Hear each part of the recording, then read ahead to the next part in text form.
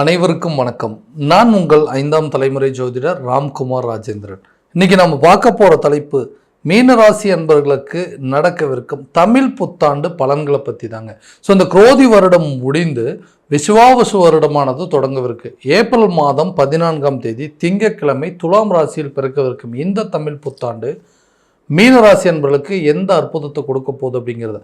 So இந்த காலகட்டங்களில் இந்த ஆண்டுகோள்கள் என்று சொல்லக்கூடிய சில கிரக அடைவுகள் அப்படிங்கிறது பார்க்கலாங்க. ஸோ சனி பகவான் உங்களுடைய ஜென்மஸ்தானத்தில் உட்காந்துட்டு இருக்காருங்க. அதே நேரத்தில் இந்த ஏப்ரல் மாதத்துக்கு பிறகு வரக்கூடிய மே மாதம் இந்த ராகுவானது உங்களுடைய ஜென்மஸ்தானத்தில் இருக்கும் ராகு 12ஆம் இடத்திற்கு பயிற்சி அடைய இருக்கிறாருங்க. 3ஆம் இடத்தில் இருக்கக்கூடிய குரு 4ஆம் இடத்திற்கும் 7ஆம் இடத்தில் இருக்கக்கூடிய கேது பகவான் 6ஆம் இடத்திற்கும் அதே நேரத்தில் பயிற்சி அடைய உள்ளார். ஸோ இது ஆண்டுகோள்கள் என்று சொல்லக்கூடியது. ஸோ இந்த மீனராசி அன்பர்களுக்கு இந்த விசுவாவசு வருடமானது எந்த விதமான அற்புதங்கள் மற்றும் சிறப்பு பலன் கொடுக்க போகுது அப்படிங்கிறத தெளிவாகவும் விவரமாகவும் இந்த காணொலியில் பார்க்கலாங்க. நம்ம சேனலை ஃபஸ்ட் டைம் பார்க்குறவங்க இந்த சப்ஸ்கிரைப் பண்ணிக்கோங்க, பெல் பட்டனை கிளிக் பண்ணி ஆல் அப்படி ஆப்ஷன் கொடுத்துக்கோங்க. மீனராசி அன்பர்கள் குரு பகவானை அதிபதியாக கொண்டவர்கள், எந்த ஒரு விஷயத்தையும் நிதானத்தோடு செயல்படுத்தக்கூடிய நபர்கள், ரொம்ப பொறுமைசாலி அப்படின்னு சொல்லுவாங்க. சத்தியத்திற்கு கட்டுப்பட்டவர்கள், தனக்கு ஒரு விஷயம் கரெக்டுன்னு பட்டால் மட்டும்தான் அந்த விஷயத்தையே செய்வாங்க. ஸோ இவர்களுடைய காலகட்டங்கள் கடந்த சில 1.5 வருஷமாக பார்த்திங்க அப்படின்னா இந்த ஜென்ம ராகுவால் நிறைய கஷ்டங்களை அனுபவிச்சுட்டாங்க.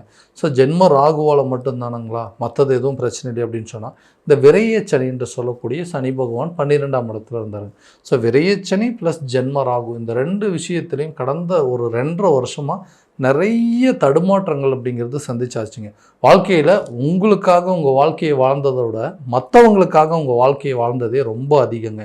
நான் எல்லா கஷ்ட நஷ்டங்கள், நான் பட்ட கஷ்டங்களை விவரிக்க வார்த்தையே இல்லைன்னு சொல்லலாங்க. ஸோ எல்லா சூழ்நிலையும் தைரியத்தை மட்டுமே இன்றைக்கு வரைக்கும் விடாமுயற்சியும் அந்த தைரியத்தால் மட்டுமே இன்றைக்கி வரைக்கும் என் வாழ்க்கையை நான் கரெக்டான விதத்தில் வாழ்ந்துட்டுருக்கிறேன். யாருக்கு எல்லளவும் நான் துரோகம் பண்ணதே இல்லை. ஆனால் எல்லாருமே எனக்கு மனசார கெடுதலை மட்டுமே பண்ணிகிட்டு இருக்காங்க. நான் யாருக்கும் மனசார துரோகம் பண்ணணும்னு நினச்சதே கிடையாதுங்க, கெடுதல் பண்ணணும்னு நினச்சதே கிடையாது. ஆனால் எல்லாருமே எனக்கு துரோகம் பண்ணுறாங்க, கெடுதல் பண்ணுறாங்க. பாசத்துக்காக மட்டும்தான் இந்த வாழ்க்கையை வாழ்ந்துட்டு. ஏன்னா பாசத்துக்கு கட்டுப்பட்டவர்கள் இந்த மீனராசிக்காரர்கள். அதே நேரத்தில் எல்லாமே எதுக்காக பண்ணுறீங்கன்னு கேட்டிங்கன்னா அவங்க மேலே இருக்கக்கூடிய ஒரு அன்புனாலையும் ஒரு பாசத்தால் மட்டும்தாங்க இவ்வளோ கஷ்டத்து நஷ்டத்துங்களையும் நான் தாங்கிட்டு இருக்கிறேன். பாசம் அப்படிங்கிற ஒரு விஷயத்தினால நிறைய ஏமாற்றங்களையும் வழிகளையும் நான் சந்திச்சுட்டு தான் இருக்கிறேன். உதவி செஞ்சேன், ஆனால் இன்றைக்கி எனக்குன்னு உதவி பண்ணுறதுக்கு ஒரு நபர்கள் கூட இல்லை. யாருக்காக எல்லா விஷயத்தையும், அதாவது மற்றவங்களுக்காக எல்லாருக்குமே எல்லா விஷயத்தையும் நான் பண்ணி கொடுத்துட்ருக்கேன். ஆனால் தனக்குன்னு ஒரு விஷயத்தை பண்ணுறதுக்கு யாருமே முன் வரவே மாட்டேங்கிறாங்க. இந்த நிலை, இந்த சூழல் அப்படிங்கிறது எனக்கு எப்போ தாங்க மாறும், எப்போ தான் இந்த நிலையிலேருந்து நான் வெளியே வருவேன், என்னை ஏமாத்தினவங்க மத்தியில் கண்டிப்பாக நான் நல்லபடியாக வாழ்ந்து காட்டணும், என்னை துரோகம் பண்ணவங்க மத்தியில் நான் ஒரு நல்ல சூழலில் வாழ்ந்து காட்டணும் அப்படின்னு நினைக்கக்கூடிய நபர்களுக்கு இந்த விஷயங்கள், அதாவது எல்லாருக்கும் உதவி பண்ணி அந்த உதவி மூலமாக உபத்திரத்தை தேடிக்கிட்ட நபர்களும் நீங்கள் தான். அடுத்தவங்களுடைய பிரச்சனைக்காக தன்னுடைய சூழ்நிலையை மாற்றிக்கிட்டு அவங்களுக்கு உதவி செஞ்சு இன்றைக்கி அவங்களுடைய கஷ்டத்தையும் சேர்த்தி பங்கெடுத்துக்கிட்டு அந்த கஷ்டத்துக்கு அவங்களுக்கு வாங்கி கொடுத்த பணத்துக்கும் சேர்த்து வட்டி கட்டக்கூடிய நபர்களும் நீங்கள் தான். ஸோ இந்த நிலையெல்லாம் மாறக்கூடிய ஒரு காலகட்டமாக இருக்க போது எல்லாமே தொட்டதெல்லாமே தேவையில்லாத நஷ்டங்க, எல்லாமே பெரிய விரயங்களாக மாறிட்டு இருந்த இந்த சனி பகவான் உங்களுக்கு ஜென்ம சனியாக மாறிட்டாருங்க. அதே நேரத்தில் இந்த மீன ராசியில் ஜென்மஸ்தானத்தில் உட்காந்துட்டு இருந்த ராகுவும் விலகிட்டார். அதே நேரத்தில் ஜென்ம ராகுவோடைய விலகலால் உங்களுக்கு புதிய சிந்தனைகள் பிறக்கக்கூடிய ஒரு காலகட்டமாக இருக்க போகுது. இது வரைக்கும் என்னால் எதுவுமே யோசிக்கவே முடியல, செயல்படுத்த முடியலைங்க. ஒரு விஷயத்தை யோசிக்கிறதுக்கே ஒருத்தரால் முடியலன்னா அதை எடுத்து எப்படிங்க அடுத்த நிமிஷம் அதை செயல்படுத்த முடியும்? ஸோ அப்போ புதிய சிந்தனைகள் பிறக்கக்கூடிய ஒரு காலகட்டமாக இருக்க போகுது. இந்த ராகு இது வரைக்கும் கொடுத்துட்டு இருந்த குழப்பங்கள் அப்படிங்கிறது தீரக்கூடிய காலகட்டங்கள் இந்த மே மாதத்துக்கு அப்புறமா நடக்க போகுதுங்க. ஸோ அப்போ ஜென்ம ராகு விலகல்னால உங்களுக்கு புதிய சிந்தனைகளும் புதிய நம்பிக்கை பிறக்கக்கூடிய ஒரு காலகட்டமாக இருக்க போகுதுங்க. புதிய தொழிலை தொடங்குவதற்கான வாய்ப்புகளை நிறைய மாற்றம் செய்யக்கூடிய ஒரு காலமாக இருக்க போகுது. ஒரு புதிய பிஸ்னஸ் ஸ்டார்ட் பண்ணணும் அப்படின்னு நினச்சிட்டு இருந்தோம். இது வரைக்கும் அதை எப்போ பண்ணுறது, எப்படி பண்ணுறது, எந்த இடத்துல பண்ணுறதுங்கிற குழப்பங்கள் ஜாஸ்தியாக இருந்திருக்கும். அந்த நிலை அப்படிங்கிறது மாறுங்க.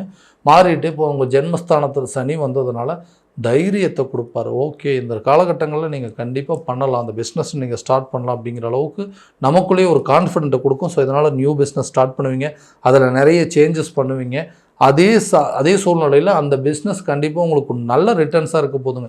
நீங்கள் நினச்ச மாதிரி ஒரு லாபத்தை கொடுக்கக்கூடிய ஒரு காலமாக இருக்க போகுது.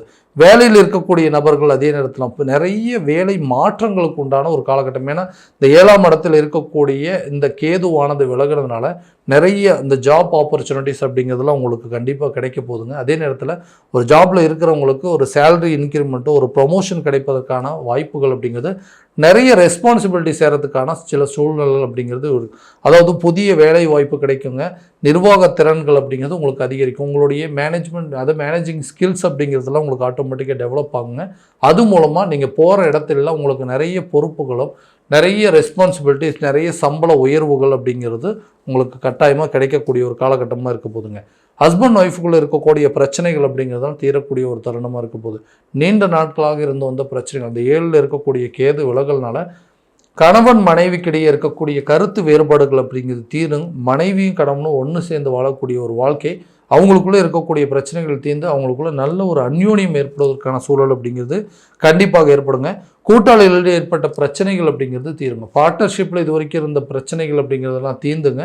பார்ட்னர்ஷிப்பில் நல்ல ஒரு இம்ப்ரூவ்மெண்ட் அப்படிங்கிறது இருக்கும். சில பேர் பார்ட்னர்ஷிப்பை விட்டுட்டு விலகக்கூடிய ஒரு காலகட்டங்கள் அப்படிங்கிறது சொந்தமாக ஒரு தொழிலை தனியாக ஏற்படுத்துவதற்கான வாய்ப்புகள், அல்லது பழைய பார்ட்னர்ஸை விலக்கிட்டு புதிய பார்ட்னர்கள் சேர்க்கைக்கு உண்டான சூழல் அப்படிங்கிறது, கூட்டாளிகள் சேர்க்கைக்கு உண்டான வாய்ப்புகள் அப்படிங்கிறது இருக்குங்க.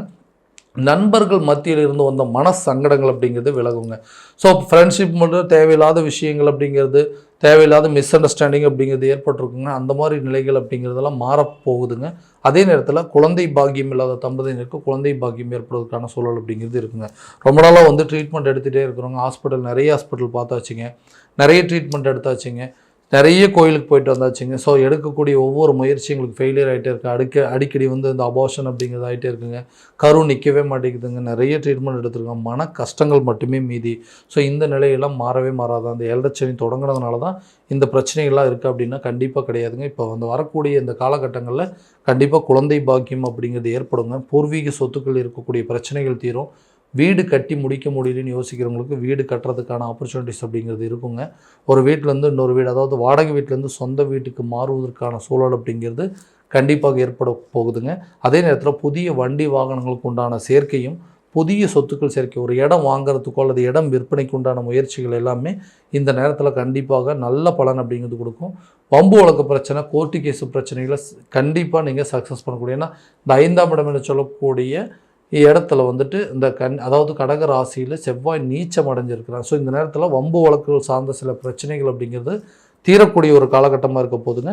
அடுத்தது ஆரோக்கியத்தில் கண்டிப்பாக கவனம் செலுத்தணும். ஏன்னா இந்த நேரத்தில் தேவையில்லாத உடல் ஆரோக்கிய குறைபாடுகள் அப்படிங்கிறது வரும்.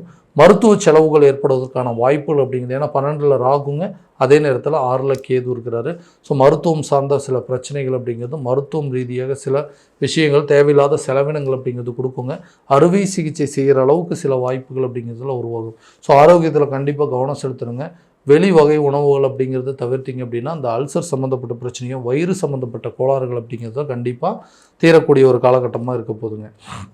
அதே நேரத்தில் ஒருத்தருக்கு அதாவது ஒரு சொத்து பத்துக்கள் வாங்கணும் அப்படிங்கிற முயற்சிகள் அப்படிங்கிறது எல்லாமே இருக்குங்க. அடுத்ததாக அந்த கடன் சம்மந்தப்பட்ட பாதிப்புகள்னால தான் எனக்கு இருக்கக்கூடிய சொத்துக்களை விற்பனை செய்கிறதுக்காக வாய்ப்பு ஒரு சூழ்நிலை ஆயிடுச்சு. ஏன்னா எனக்காக நான் வாங்கியிருந்த கடன் அப்படின்னு சொன்னால் அது அடைக்கிறதுல நியாயம் இருக்குங்க. அடுத்தவங்களுக்கு உதவி செய்ய போய் அவங்களுக்கு ஒரு இடத்துலேருந்து இன்னொரு இடத்துக்கு நான் வாங்கி கொடுத்து இன்றைக்கி அவங்களோட கடனுக்கு நான் வட்டி கட்டுற மாதிரி ஒரு நிலை வந்துருச்சு. தேவையில்லாமல் சில பேர்த்துக்கு உதவி பண்ண போய் தான் இன்றைக்கி இவ்வளோ பெரிய உபத்திரத்தில் மாட்டிகிட்டு இருக்கிறேங்க. அந்த மாதிரி சூழ்நிலைகள் அப்படிங்கிறது மாறாதா நான் இந்த கடன் அப்படிங்கிற ஒரு பிரச்சனையிலேருந்து வெளியே வர முடியாதுன்னு யோசிச்சிங்கன்னா, இந்த 2ஆம் இடத்துல சூரிய பகவான் ஆரம்ப காலகட்டங்களில் உச்சநிலையை அடைஞ்சிருக்கிறாருங்க. அதே நேரத்தில் இது வரைக்குமே உங்களுடைய அதாவது ஜென்மஸ்தானத்தில் ராகு உட்காந்துட்டனால உங்களுடைய நல்ல அதாவது சுய கௌரவம், மரியாதை, அந்தஸ்து இதெல்லாமே படிப்படியாக சரிகிச்சு. ஏன்னா உங்களுடைய நேம் அப்படிங்கிறது ரொம்ப பேட் மார்க் ஆகிடுச்சிங்க. எல்லாம் மற்றவங்க மத்தியில் உங்களுக்கு அவப்பெயர்கள் அப்படிங்கிறத உருவாகிட்டு இருந்தது. ஒரு இடத்துல போய் ஒருத்தர்கிட்ட உதவி அப்படின்னு கேட்டால் கூட உங்களுக்கு உதவி செய்யக்கூடிய தருணம் அப்படிங்கிறது இல்லாமல் இருந்தது. ஸோ உங்களுடைய கௌரவம், அந்தஸ்து உயர்த்தக்கூடிய காலகட்டம். இந்த நேரத்தில் நீங்கள் உதவி அப்படின்னு கேட்டால் கூட உங்களுக்கு ஹெல்ப் பண்ணுவாங்க. கண்டிப்பாக நீங்கள் அந்த கடனை அடைத்து அந்த கடன் இல்லாத ஒரு வாழ்க்கையை வாழ்கிறதுக்கான முயற்சிகள் இந்த தருணத்தில் எடுத்தீங்க அப்படின்னா கண்டிப்பாக இருக்கக்கூடிய பிரச்சனையிலேருந்து வெளியே வரலாங்க. ரொம்ப நாளாக நீங்கள் யாருக்காக வாங்கி கொடுத்தீங்க அவங்களையும் உங்களுக்கு கொஞ்சம் சப்போர்ட் பண்ணுற மாதிரி சில சூழ்நிலைகள் அப்படிங்கிறோம். இந்த நேரத்தில் வெளியூர் மற்றும் வெளிநாடு சம்மந்தப்பட்ட யோகங்கள் அப்படிங்கிறது ஒரு பிஸ்னஸ் ரிலேட்டடாக கூடவும் சரிங்க, அதே நேரத்தில் ஒரு தொழில் ரீதியாகவும் சரி, கம்பல்சரி நீங்கள் ஃபாரின் போயிட்டு வரதுக்கான ஆப்பர்ச்சுனிட்டி அப்படிங்கிறது இருக்கும். அரசு சம்மந்தப்பட்ட துறையில் இருக்கிறவங்களுக்கு கண்டிப்பாக ப்ரொமோஷன்ஸ் அப்படிங்கிறது இருக்குங்க. கவர்மெண்ட் ஜாப் ரிலேட்டடாக ட்ரை பண்ணுறவங்களுக்கு கூட இந்த நேரத்தில் ஒரு நல்ல வாய்ப்புகள் அப்படிங்கிறது இருக்கும்.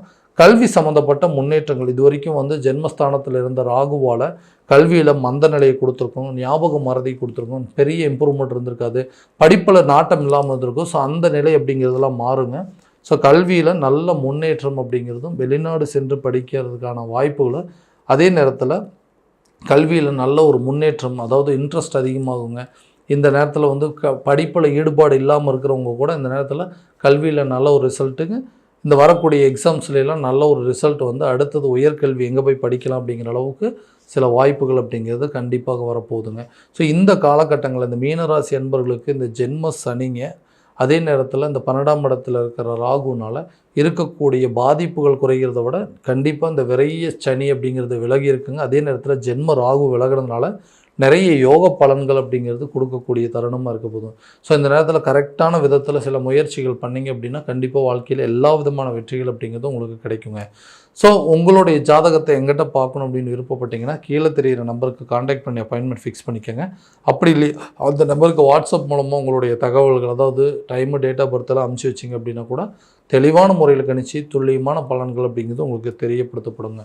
மீண்டும் அடுத்த காணொலியில் உங்களை சந்திக்கும் வரை உங்களிடமிருந்து விடைபெறுவது உங்கள் ராம்குமார் ராஜேந்திரன். நன்றி.